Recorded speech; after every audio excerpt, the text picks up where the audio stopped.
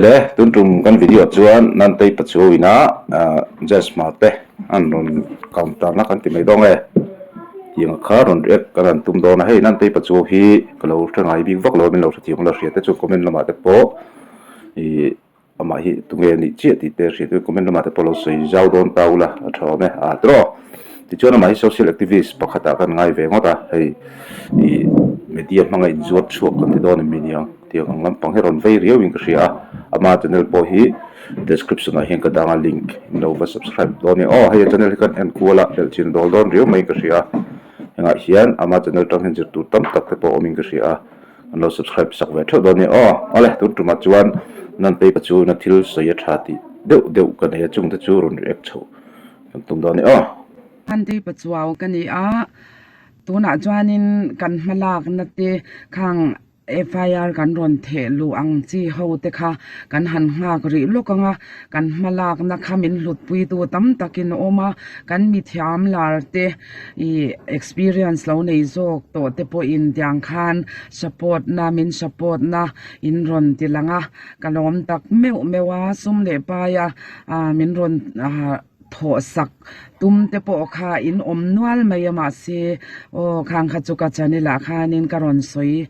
zel don thowa angai lawa khang tiang kha I ti chuanin kan hmalak na mai ba ka hiam tu na hian alo lut bet le cheu to ami tam takin an ngai poimo a an mit ti kham tu kha I kan kuta min ron pe thina I min ron thon le na sa to maya chung chu kan soi zelanga khang kha aru langin kan soi bolanga I tuna mi mit ti kham tu chu Jens Bar in ti nula phaya kha I na kan sia a aizola Mizorama po na kan sia a mizo phei chia te itimwal phau khop maya I zamo lang ten ke korte leis lang net lang kan tiang te I ha atiang khan I in post na sa maya chung te in omani chuan khang kha ti to lo tura in lo sil ani lo chuan NGO lamin kha kan ron matiam don ti kha I karon soi dua an hriatro kha soi kha James Mar hei kan lo en thini karinga kai pong ka en vejo to ma se channel lama he tiang ang sarok ken kung lampang ang te hi react chawa da lan chu hi ka hre thi khop mai kala ti lo bok kan ti nge nakin zela chun ka ti ve do nim chu ka sei thei lo na in ti lo ram he chu kan du a an sarok ka tiang ang viral te mo I tiang ang ho hi kan mu toy karing an hming chu kan men sun diet lo menga no pang tan hina him lo khop mai ti hi kan sei ve du a in zorte hei KS kan ti meng yang chu FSW female sex worker mo he tiang ang ho hi kan ti rem thei chu rin ang chu lo kan si amina campaign lai sei film deuh thin angin sum hu na tha niang mo sum hu na that chun ti rem hara tiang deuh khan ti rem chun harang ti chu ka ria mai ro chu tuna chu no pang te pon smartphone kan lo hum tir ta fara no le pa te phone pon lo khenga mu mai theinan om ta nual mai hi a thalo ka ti khop mai tun na khan kan soi ve lok nga I veng pakhata chun kan riat ve ke pon la no pang ke korte ne na ka that lai nakina ka bupat nuk en le ta tia da po MHP ten I veng chu ngatangan mat chu ka ni kamo tu na chun kan MHP te po hi na ya hin hei zamo sabu ko le ka video ron siam tren khat phei tu Facebook lama inbox sa video le pic lei thein ka nei tia ron in zuar te po kon tamani I heng hi MHP te po hian in hetiang lam pang kai noi hian man lap talo riau ma heng te po hi MHP te po hian ma an han lak hi kan ring ve thina hetiang social media rin phau vak me te hi tuna phei chuanin kan ti bol mai nge video call video hetianga I taksa in rik thak na in ti meng hetiang te po 2K ten in chiara sang ni ti na ni chu atak ram va chen puilen mo khatiang ron zur bol kha antamani ke mangai pang experience ko fati ti don lawin ron so khum hi an tam ti te kha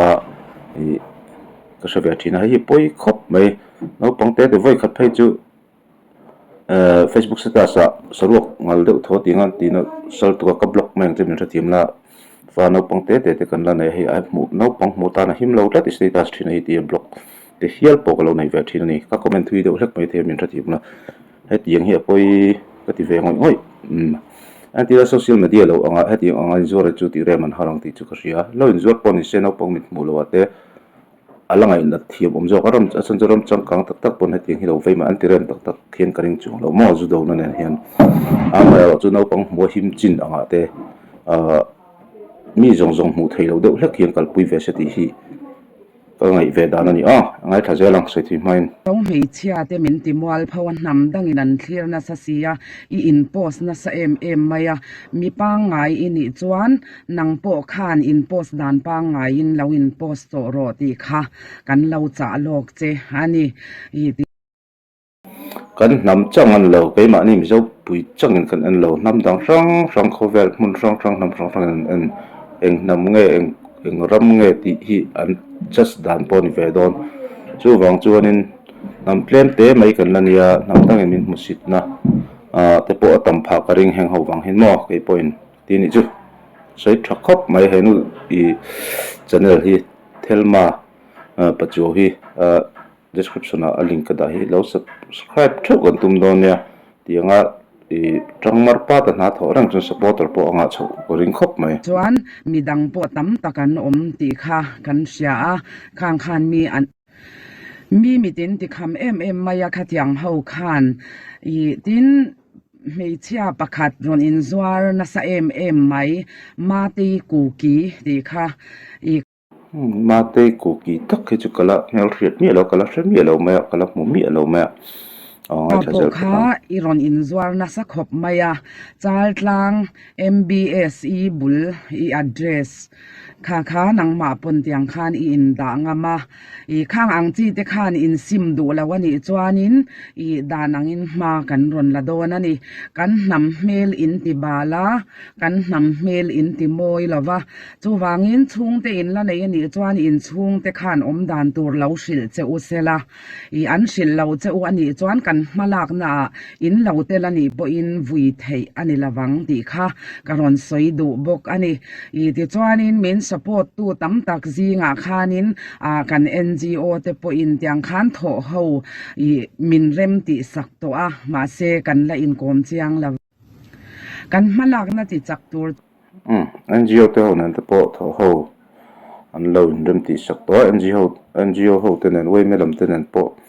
khong ta karong kal chho an tum ani mel panin kan police te han poi mo ta ani ma se kan police te po mishing ve thawan ni mi chak fam kim an ni bik lawa I khatyanga khan mi fel le mi tha tak tak om ma se I khatyang lama lawin rol chi te po kha an omani ti kha I kan she ve tho si a chu wangin kan malak na hi an ni zara chak lo thei ani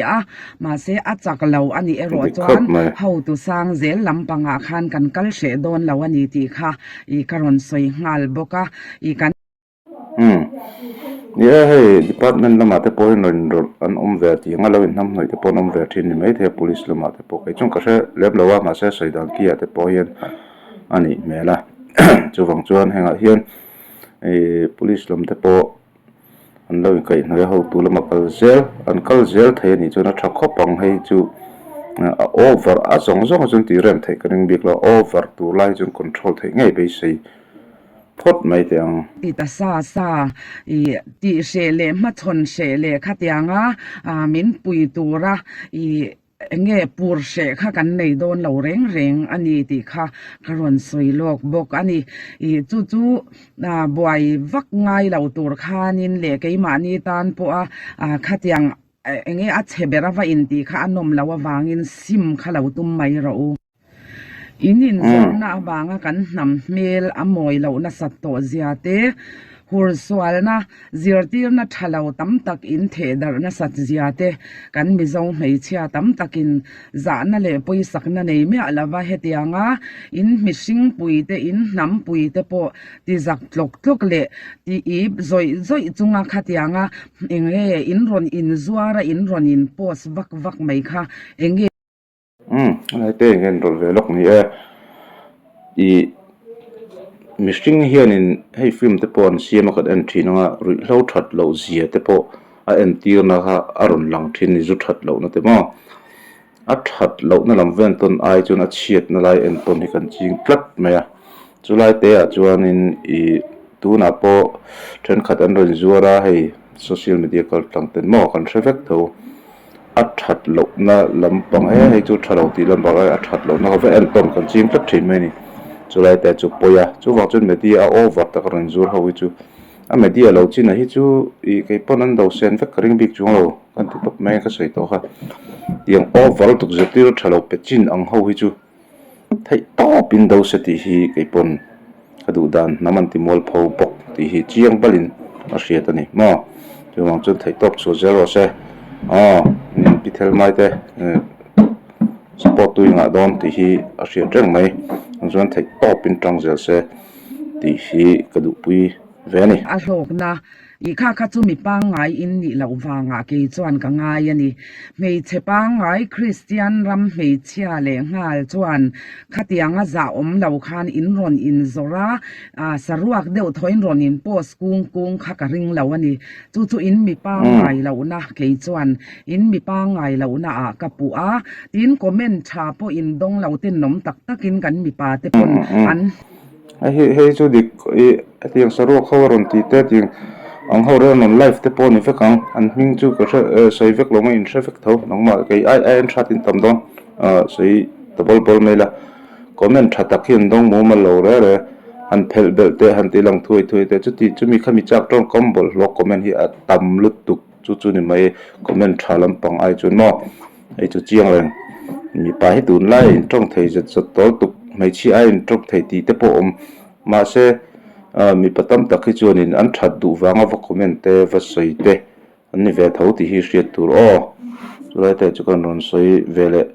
zoi du ni chu lutuka an comment cheu ani kha in zak chuang mi alo hi amak ka ti ti hian mani mai chet pui te pon aza thak zia an ron soi chuaka mi dia he video hi tuna thar ni in kan ria video hlu tuk ni ka shalawa a channel te po kan ena he video tak hi helai hi kan hai chuk mai lo full ron react vel kan chang le channel a hin kan mu zo lo channel a da lo nge chu te chu I pithel mai hian pithel mai pachuo hian a channel a da lo nge ka shalofa chu ka mu mai lo wa ti hian hi zoram politics le news ti group an post ka mu ni a thu sei thatak nia ka share ve wanga ron react ngai ve nia ngai dan te ron sei ngai ve nia ka share ve ka ron sei ve nia chu fom kim lo po kan na yang a thu sei toi te po kha kan mai chia ten intimate te kan lo zom thai chon a thak khoping ka ring chu ba ka hei ala na chon lo na mai se tuai ti te ti ang te kan tam lu tu ke poi ka ti ma ni kop pui ma ni an pui kop te hi mo a zak lo hlei amon ti tur hianin an ron over thei lu tuk te ke chu I ngai om laman kal tlat in ka sia thina na hang ho hi chu wang chuan pathian ni min siam ang ngein kan ni na tur ang hian om mai la ma ni an pui kop ti vel te hi ke chu ka support ngai lo ti hi kan on sei vele du ni se hemi pithel mai thur ron sei tam hian aron men so te ho kha chu ni thudang alo da tala men son lo te pon kan sim thei thak lo ni social media tangtal hi chun I lang tam lo te u hetiang ang zia rong kai ho hi chu yan ti gan pang te ti hriat rang pon te ti ron ti lang zuk te kan tam ta riu mai ang hi poi riu in ka sia channel lama tiang hi ti chu ka du thin lo wang hian ka munual thina chuang chuan heng hi sim tlang teng u aza thak ma mai chia lam te big takin an sei ve du ni chu ale in the fine bye bye put